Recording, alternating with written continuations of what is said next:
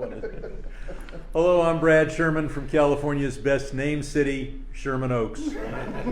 And for 28 years, I've served on the Foreign Affairs Committee, where I am the former and future chair of the Subcommittee on Capital Markets that oversees the SEC and all of the issues we're here to discuss.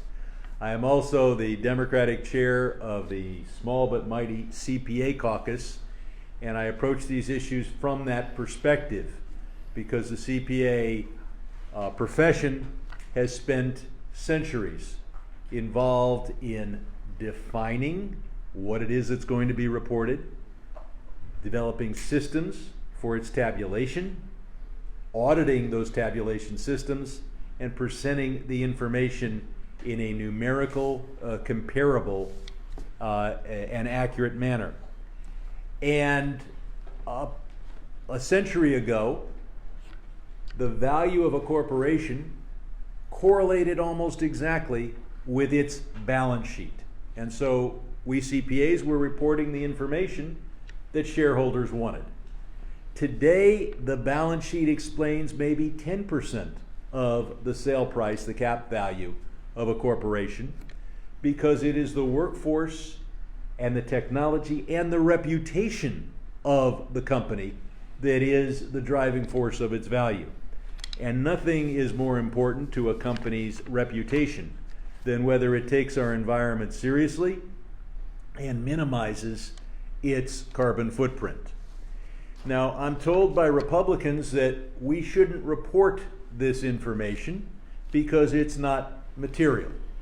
Materiality is an accounting concept that we've wrestled with for a long time, but the courts are clear. It's material if it's important to a material portion of the investors. And the very fact that Republicans don't want this information disclosed is because they know it is material to a material number of investors, and they don't want the investors to have that information. They don't want corporations to be able to compete for capital by showing that they're treating the planet well. If we don't provide that information, then investors can't use the information. This is, as Sean pointed out, the wrong way for our country to go. Investors, if you believe in capitalism, then you believe investors should be given the information that is important to them in deploying their capital. And the very fact that there are dozens already in existence of funds competing for capital and agreeing to invest the money with an eye toward the carbon footprint of the underlying companies proves what I think you already know, and that there's a lot of investors who care. Now, this information can be used by anybody. If you hate the environment, you can invest in the companies with the worst performance on these measures. Hopefully that will be a very small portion of investors. But as I think Sean pointed out, our next step is to make sure that large private companies also have to report this information.